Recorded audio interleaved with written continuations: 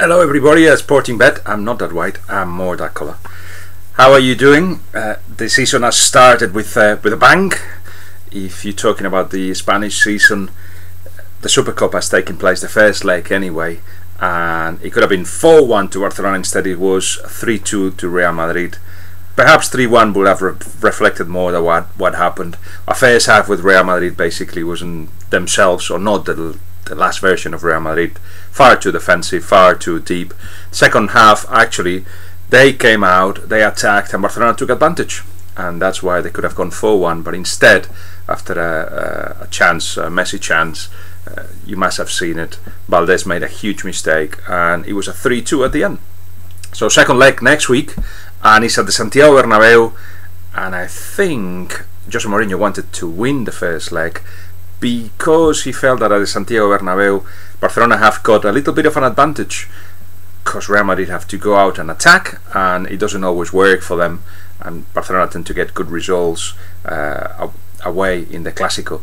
It could be a draw, it's going to be goal scoring for sure, but it could be a draw, it could be a 2-2, a 3-3. That will probably give the Super Cup to Barcelona. And actually it is Real Madrid that needed this Super Cup, because Real Madrid don't want nobody to rewrite history and actually say, see, Barcelona are better. It was an accident that they lost the league last season and they're going to win it again. That's probably the conclusion of many. If this Barcelona actually, that don't seem to have taken the Super Cup so seriously, or as seriously as Real Madrid, if they win it. About taking it seriously, Jose Mourinho keeps saying, oh no, it's nothing, it's not a major competition. And then he wears a tracking suit, because it was a way of saying we're not that bothered. But then the lineup suggested differently, the way they behave suggested differently, and the reaction after the results suggested differently. So it's an important competition for both, really, but especially for Real Madrid, I feel. Anyway, in the league, a couple of very big games for the two big teams. And if you're actually going to bet on a strange result, it's the time to do it, because when they start fixing themselves and adjusting to the league, it will be more regular that Barcelona and Madrid win games. It's Getafe Real Madrid first, and Getafe have always made things difficult for Real Madrid, and they do so by keeping the ball actually. The problem is, I feel, that they just don't have a goal scorer at Getafe this season, one that could mark the differences. Even though Miku's still there, Miku followed by Premier League teams, and do not be surprised if he ends up in the Premier League actually, but Miku could be the striker. Still, I feel they probably haven't got enough. The obligation from Getafe is not just trying to get to Europe, which is the demand of the chairman, but also to play good football.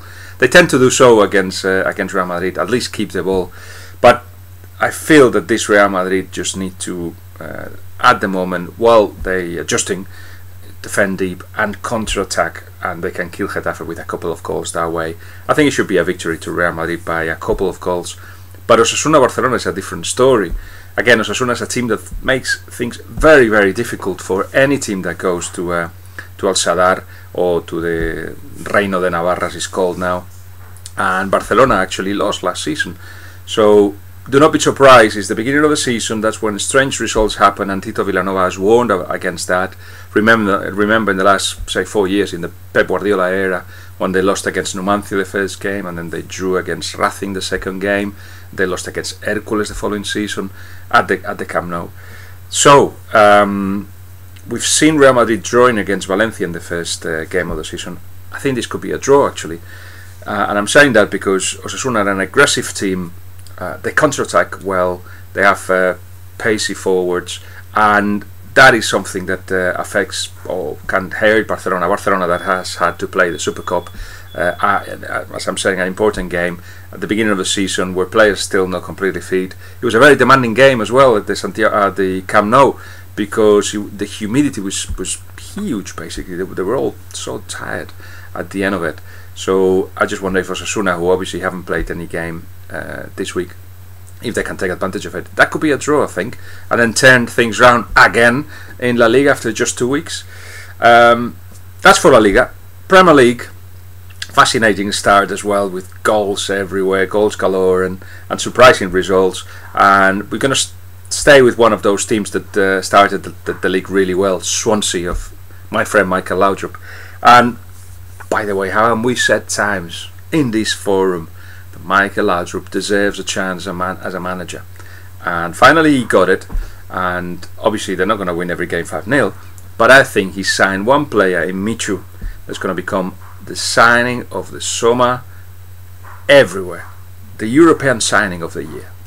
I'm convinced, and I'm convinced that next summer there will be teams, big teams, knocking the door of Swansea and actually trying to sign Michu. Now, why didn't nobody else sign it? And I've heard all kinds of stories about, oh my God, what a bargain that Swansea got. Well, Sevilla wanted him. In Spain there is no money. He had a 4 million buyout clause, although I think the figure that's been mentioned is 2.5 million euros that he cost. I think he cost more than that. But anyway, 4 million is the maximum that he could cost, because as I'm saying, there's a buyout clause. The thing is, 90% of Premier League teams were offered Michu, and some of them said, actually, he's very tall, but he's not a great header of the ball. He cannot hold the ball. He's a bit light. Strange things, because this guy has got the football understanding in his brain of how to play in the hole and how to actually come from deep to get into the box and score double figures with Rayo last season. He will be one of the top goal scorers in the Liga, in the Premier League this season. So I'm pretty sure that's going to be the case, and Michael Laudrup is completely happy with him, with Michu, with De Guzman, and with Chico as well. So all in all, Swansea will play at home against West Ham, and it's going to be a completely different test to the first week, because obviously West Ham are going to defend deep, and it's going to be down to Swansea to take the initiative. But they're happy with it. They want that, and I'm sure that they will lose games. I'm sure they're going to make mistakes, but to a team that already passed the ball, they've added players that are used to pass the ball. That's what they build their reputation on. So I think they've gone a step further. Obviously the ultimate target is to be top 10. We will see if they manage to get that. I still think they need a couple of signings, but in any case, it will be a difficult test.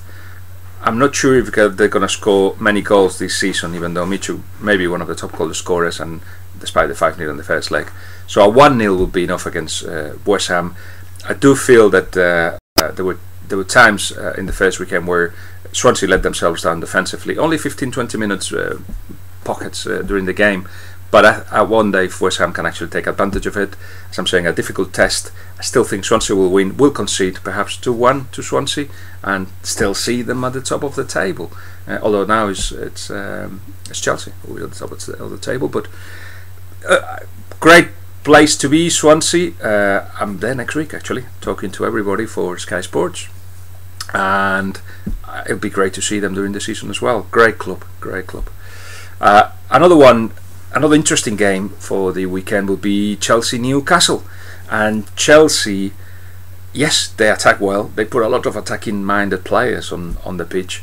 They have to tell them, Di Matteo will, that defending is or something they have to do as well. They have to keep it tight from the moment the opposition builds their attack, not just wait at the back, because we've seen Reading creating chances against them, and that will happen all along. Wigan as well. So against Newcastle, tough test.